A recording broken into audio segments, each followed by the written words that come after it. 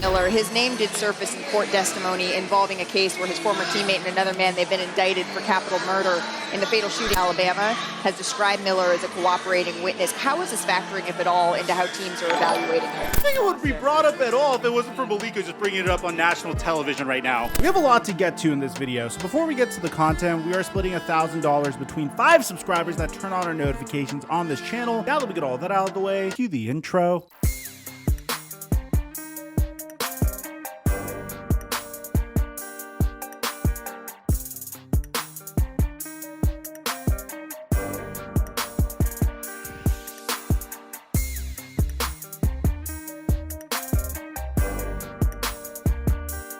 The NFL and NBA season are officially over, and I need something to hold me over until at least the NFL season comes back. So I've been playing prize picks for the WNBA and the MLB, and I've been fairly successful. It's a good way to get some extra action on games that I wouldn't really watch otherwise. I post my picks onto my Instagram story daily, and I've been hitting on a decent amount of them. And right now, when you use my promo code microphone, they'll double your deposit up to $100. Mic check 1 2 1 2. What's going on, everybody? The other day, we had a very successful NBA draft stream, and I want to thank you all for coming out because it was so much fun watching the draft live with you guys. It was composed with a lot of funny moments that I actually posted onto my Twitter account, including this one. Wham! B! Wham! B! I'm feeling it! I'm on fire myself! But a tweet that I made that went absolutely viral, I think probably my most viral tweet to date, and bear in mind, I'm not a guy that really attempts to create viral content on Twitter. I might tweet out my thoughts from time to time, but I mainly use Twitter as a medium to get your guys' opinions on things. But there was a point in our draft stream where Malika Andrews did something that caught my attention. And in order to really understand what she did, we have to look at her history up until this point. Over the past year and a half alone, Malika Andrews has been kicking people down in what I would like to think is relatively inappropriate scenarios. For example, when Adrian Payne passed away, she did make a note of the fact that Adrian Payne passed away, but she figured while she was discussing the fact that this man has officially lost his life, she said this. Former Michigan State star Adrian Payne was shot and killed in Orlando, Florida, early Monday morning. He was waived by the Magic after he was named in a report by ESPN's Outside the Lines that he'd been involved in an alleged assault at Michigan State in 2010. No charges were filed in that case. Now, almost a year ago, there was a huge controversy surrounding Ime Udoka and a supposed relationship that he had with another female on the Boston Celtics that resulted in his eventual dismissal. And this was a huge point of contention between Malika Andrews and multiple other analysts on ESPN. For example, she got into a huge argument with Stephen A. Smith. When Stephen A. Smith gave his take on the matter, it said in the numerous news reports, it was a consensual relationship that violated organizational policy. So only he is in violation of the company policy. The woman who elected to have a consensual relationship with him is not in violation. He gets to get mentioned and put on Front Street. We don't know who she is. It didn't take Malika Andrews very long to twist Stephen A. Smith's words around and say that this isn't about pointing the finger. Watch. Stephen A., with all due respect, this is not about pointing the finger. Stop. Stephen A. Smith definitely took offense to this, and I don't necessarily blame him because Malika Andrews is making him look bad on national television. I don't appreciate where you're going with that. I'm not blaming anybody but Ime Udoka. The fact of the matter is, I've said he deserved to be fired if they were going to fire him. If you're not going to fire him, then don't fire him. My issue is all of this being publicized. This would continue for quite a while between the two, and it would make for a very uncomfortable segment. We are not here, Stephen A., to further blame women.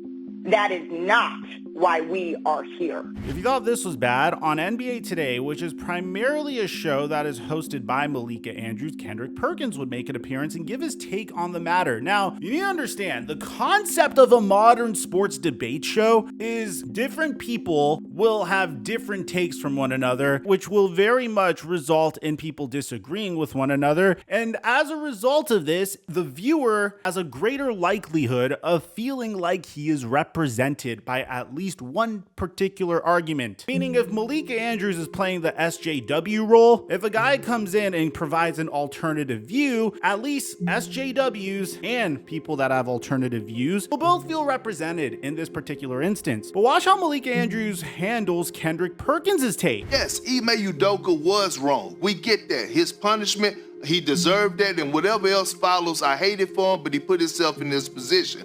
But why are the other people getting left off the hook? Well, that's the problem that I have right now. Everybody got to be held accountable. So Malika Andrews would respond to this by quite literally kicking Perk off of her show. I think that we need to circle back to what Shanae said, is that there was an investigation that was conducted by an independent law firm here. And I think that transparency is what will rule the day here.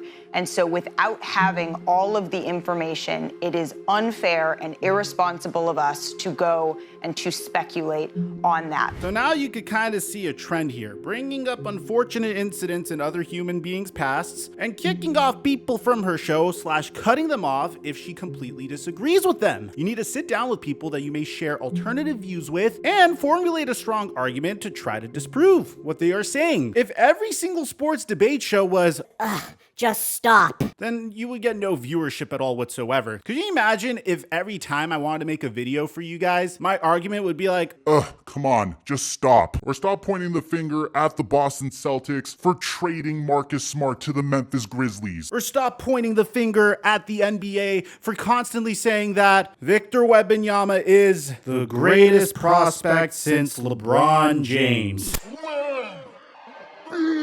You would not really enjoy this show very much. And I'm not upset at Malika Andrews for having a differing opinion. I'm disappointed at the fact that she is incapable of sitting down while someone opposes her opinion, and while she quite literally looks like she's digging for information that at some points I will admit could be more necessary than others. But probably the most unnecessary point in this particular instance is once the Boston Celtics did right by the SJWs, once they were very aggressive and decided to move on from Ime Udoka, a decision that could have very well cost them a championship, by the way, because I really feel like if the Celtics had Ime Udoka over Joe Mazzulla this season, it would have resulted in a completely different result. At the very minimum, I think they would have made it to the NBA Finals, if I'm being honest. I don't know if they would have beaten the Denver Nuggets, but they would have made it to the NBA Finals, in my opinion. But once the Celtics were very aggressive in getting rid of Ime Udoka, which is something that some fans are thinking they were a little bit too aggressive on, but I can't really comment on that primarily because I don't know how crazy the situation was. And according to Matt Barnes, the situation was way crazier than what the public knows. So I'm just going to leave that alone. Posted because this situation in Boston is deep. It's messy. It's 100 times uglier than any of us thought. The Celtics brought in Joe Mazzulla, and instead of Malika Andrews praising them for bringing in Joe Mazzulla, this is what Malika Andrews had to say about him. Be remiss not to also mention that Mazzulla was arrested twice at West Virginia, once in 2008 for underage drinking and aggravated assault. He pled guilty, paid a fine, and then again in 2009 for domestic battery after an incident at Morgantown Bar. The domestic battery case never went to trial. It was settled in August of 2009. He paid a $100 fine and court costs, plus had to do 40 hours of community service. Now, that was 13 years ago. He settled and paid both fines. So, Woj, why are the Celtics choosing him as their next head coach? So, there's no making her happy. You move on from Ime Udoka, you elevate an assistant head coach, and then you dig all the way back to when he was like an 18-year-old kid and start bringing up his history that is about 10 years old, which in this particular instance, I don't understand the relevance of it. Look, I am all for holding people accountable, for sure. I think if someone did something bad, there definitely needs to be some level of awareness. I don't think cancellation is a relatively new concept. I mean, look at O.J. Simpson. He has a stigma following him despite the court finding him innocent. So this isn't necessarily a new concept at all whatsoever. But what is new is the fact that it seems like major news outlets will go out of their way to remind you of any wrongdoing that a human being has done 10 or 15 years ago or many years ago. Which is terrifying, man, because if my Xbox Live party chats were leaked from 11 years ago, my career is over. I'll 100% admit it. Which brings us to the NBA draft. Now, in order to understand what's going on in the NBA draft and what's going on with Brandon Miller, I have to give you the Brandon Miller situation straight up before we discuss it. Back in February of 2023, Darius Miles allegedly ended the life of Jameer Harris, which we made its own video on a couple months ago. This is a very difficult topic for me to cover because a lot of this is going to depend on your philosophy on guns in general. There's people that think guns end lives, and then there are people that think humans who control guns end lives. And I'm not here to push my agenda on you guys, man. You've seen in previous uploads, I clearly own a gun. I'm just gonna give you the information and you guys could formulate your own conclusion. You have enough people shoving propaganda down your throats on mainstream media. I don't need to be another one of them. So Brandon Miller, the number 2 overall pick, was contacted by Darius Miles to bring his gun, which was Darius Miles' gun, to the location that they were. So I'll recite it from the direct article. Alabama freshman basketball standout Brandon Miller brought the gun used in the ending of life of a woman that led to a capital ending of life charges for his now former teammate Darius Miles and 20-year-old Michael Buzz Davis, according to law enforcement testimony during that time. Miles contacted Miller and asked him to bring the weapon to where they were. According to police, the gun belonged to Miles. When Miller got to the scene, Miles told Davis, "The heat is in the hat." Detective Brandon Culpepper said that meant a gun was present. Miles added, "There's one in the head," which meant that a round was in the chamber. Miles moved his girlfriend back to get her out of the line of fire. Culpepper added, Miller's windshield was struck twice by gunfire in the shooting, police testified. Another Alabama basketball player, Jaden Bradley, was also at the scene of the shooting, according to testimony. When asked why Miller was not charged, Tuscaloosa Chief Deputy DA Paula Whitley said, "That's not a question I can answer. There's nothing we could charge him with, according to the law." His head coach, Nate Oates, said, "We knew about this. You can't control everything everybody does outside of practice. Nobody knew that was going to happen. College kids are out. Brandon hasn't been in any type of trouble, nor is he in any type of trouble in this case. Wrong spot at the wrong time." So that is the case. That's everything you need to know. There is an argument that could be made. Had Brandon Miller not brought Darius Miles' gun to him, then you can make an argument that Jameer Harris would still be alive right now. And the way you perceive this situation very much depends on your perspective of guns in general. Because on one hand, you could certainly make an argument that Brandon Miller had a hand in ending the life of Jameer Harris. Or you could say that Brandon Miller was asked to bring a possession to Darius Miles, his teammate, which resulted in this unfortunate event. I'm not going to give my opinion on this because, well, again,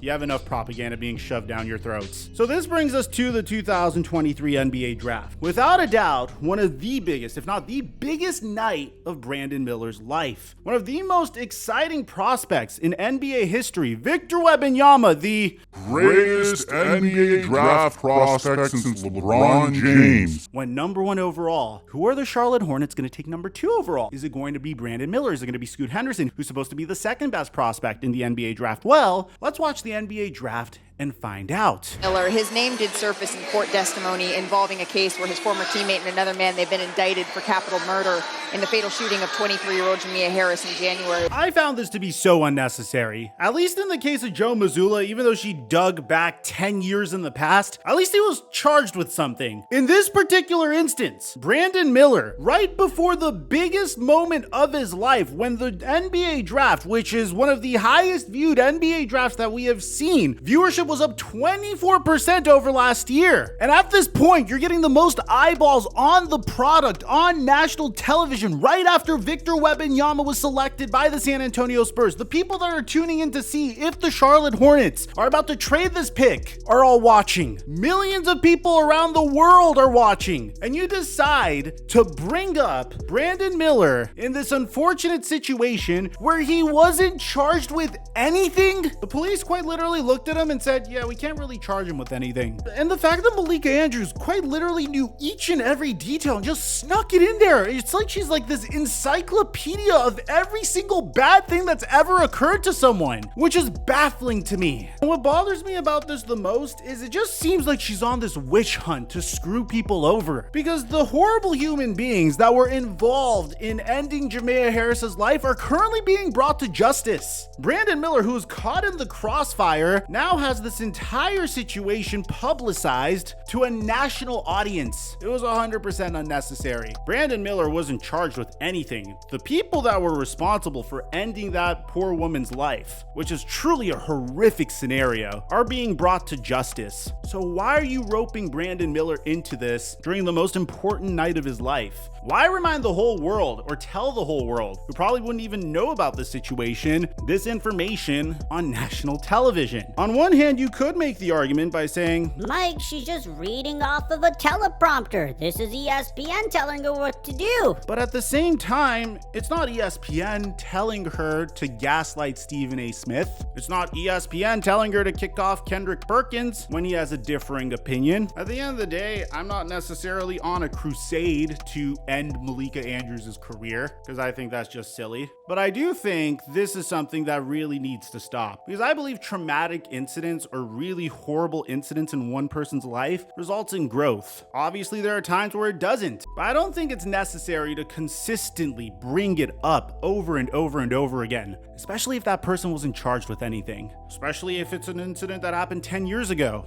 especially if it's an occasion where the human being is already dead. Let me know in the comment section down below what you guys think about all this. I hope we could have a mature debate in the comment section down below. Aside from that, I'm your boy Mike, and I'm dropping our mic until our next upload.